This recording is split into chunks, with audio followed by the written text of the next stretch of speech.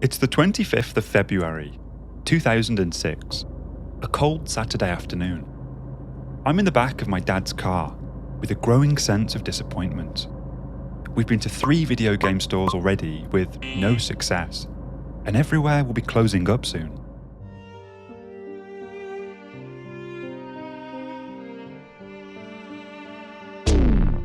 I know, first world problems, right? But there's one place left to try. A DVD rental store that sometimes has video games for sale. It's a long shot, but my dad is willing to make the trip, so off we go. An hour later, I'm sitting at home, holding it in my hands. A freshly sealed copy of Marc Ecko's Getting Up, Contents Under Pressure, for the original Xbox, this chunky boy, with the giant Cornish pasty-sized controllers. I was 15 years old, crazy about graffiti and street art, and I felt like this game was made just for me. I didn't really use the internet back then, so I had devoured every magazine preview I could get my grubby hands on, and I was desperate to buy a copy. My fondest memories of my dad are when he went out of his way, on his rare days off, to show support for my love of art. He couldn't have enjoyed playing taxi driver all day, but nothing was more important to me at the time, and he didn't let me down. The game itself is a cult classic. It didn't spawn a franchise, or even a sequel for that matter, but to this day it remains one of my all-time favourites. So, 15 years later, literally a lifetime since I first bought it, I wanted to look at the history of how it came to be, and explore why it was deemed a failure. And I'm glad I did. The story of Marc Ecko's Getting Up is fascinating. A tale of bankruptcy, bans, domestic terrorism charges, and a scrappy legal battle with the mayor of New York City. If you haven't played Marc Ecko's Getting Up, it's a 2006 graffiti action/beat-em-up game for the PlayStation 2 and Xbox. You play as Coltrane Crowley, aka Train, who goes from a nobody to the most prolific graffiti artist in a fictional city called New Radius. Along the way, he uncovers a corruption scandal involving the mayor, of course, and the murder of his own father. Pretty heavy stuff. I don't remember it being so gritty. The thing that had me hooked was the artwork. Real graffiti artists were featured, like Cope 2, T-Kid, Futura, and Shepherd Fairy. They appeared as supporting characters, lending their voices and art style. I remember playing single levels for hours on end, with Train stood still next to a piece, while I religiously and quite poorly copied it down in my sketchbook.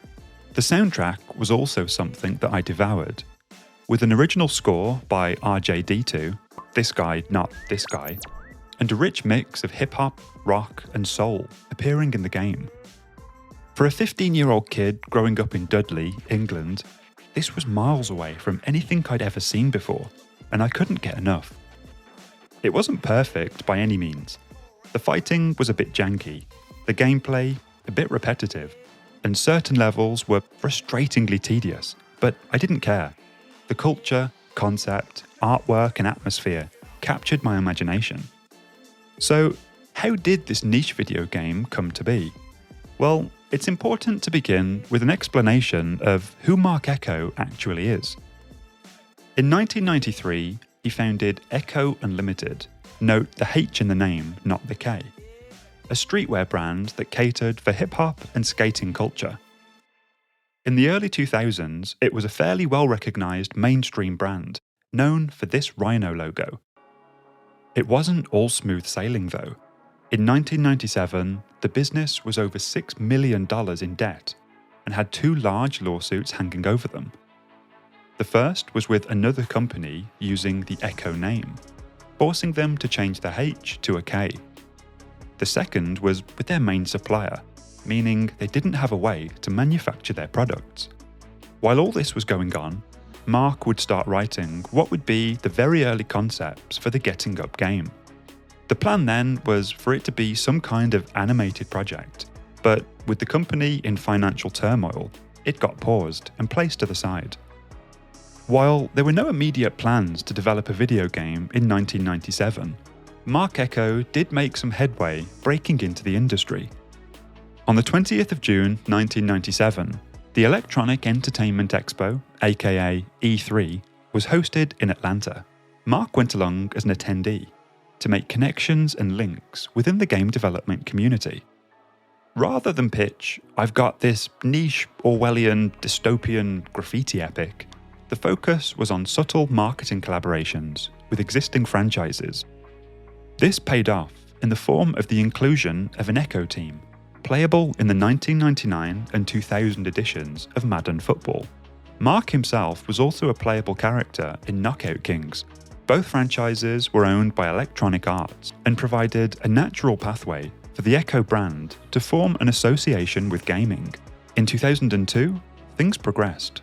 The next 4 years would see the Graffiti project successfully pitched to Atari and developed by a studio called The Collective, who also made the Buffy the Vampire Slayer and Star Wars Episode 3 games. The working title was Marc Ecko Presents Project Rhapsody and saw a number of versions in the development stage. The final game is gritty and errs towards realism, but started out with this cartoonish, cel-shaded style. Train even had wings at one point. An all-star cast was hired for the voice acting, including Adam West, Giovanni Ribisi, Talib Kweli, Rosario Dawson, and Brittany Murphy. The game was released in its final form in North America on the 14th of February 2006. I got my hands on it 11 days later, just after the European launch.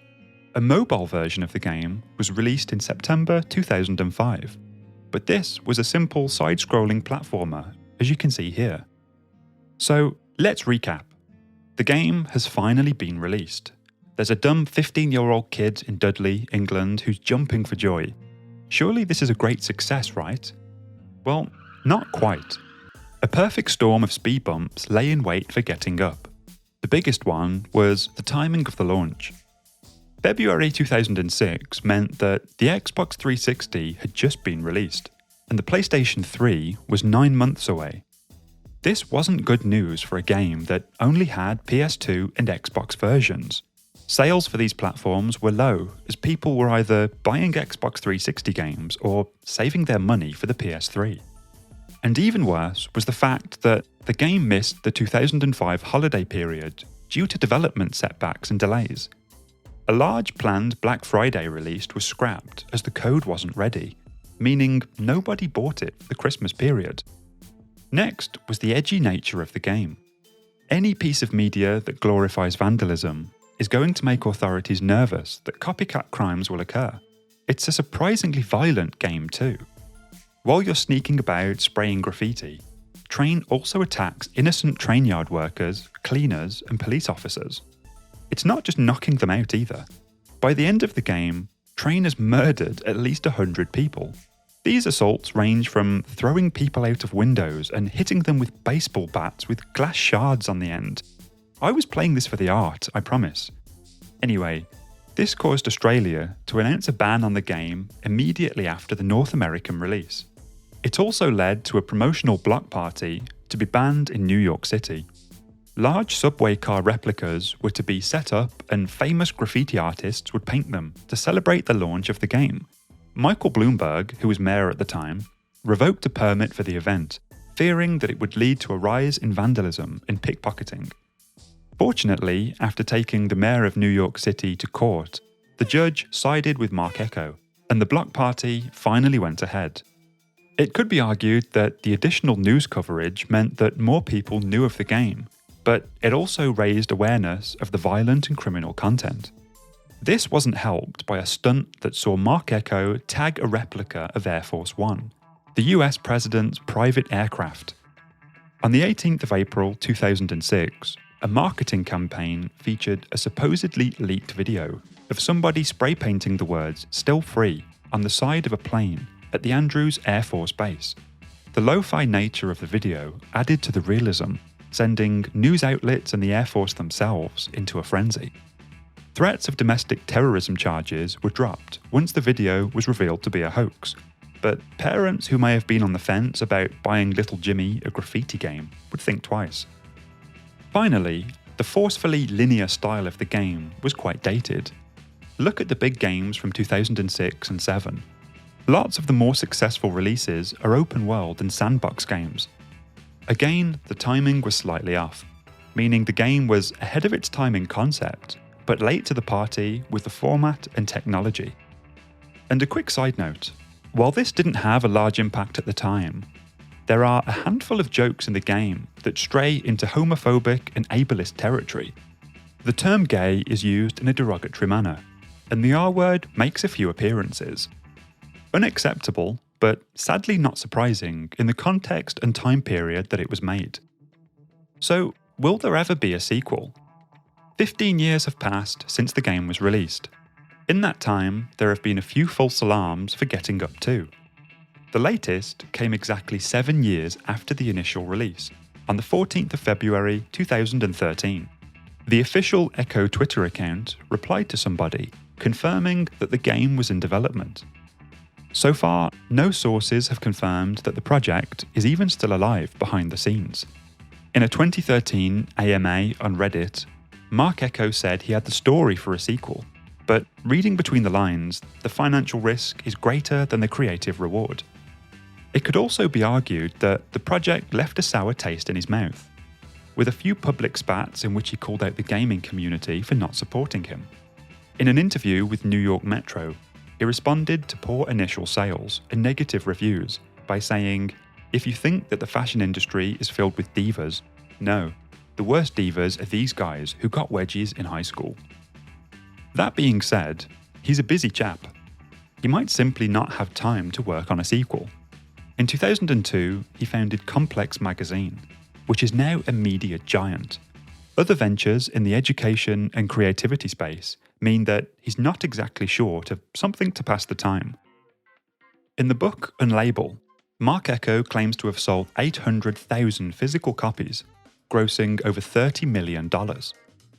This number has been growing ever since the inclusion of the game on the Steam store on the 12th of December 2013, when Devolver Digital purchased the rights from a recently bankrupted Atari.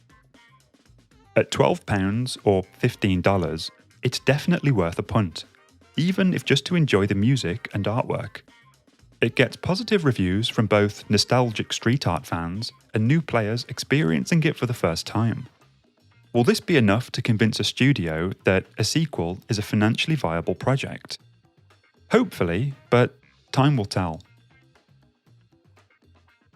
If you search for the title of the game on places like Twitter and Reddit, you'll find small pockets of people like me who are keen for a sequel. With each year that passes, the hope dims. The game came out half a lifetime ago for me, but I would love to see a modern-day take on the concept. While the game itself hasn't aged particularly well, with clunky mechanics and slightly repetitive levels, it still takes me back to that 15-year-old kid, furiously copying the designs into my sketchbook. What did Marc Ecko's Getting Up, Contents Under Pressure mean to you? Were you one of the lucky few who played it in 2006? Are you just now discovering it on Steam? Let me know in the comments. If you've enjoyed this little history lesson, be sure to like and subscribe. I'll be taking a look at more things from my childhood that shaped me into who I am today, and I'd love to have you aboard. For now, I'm Daniel, and this has been the story of Marc Ecko's Getting Up, Contents Under Pressure.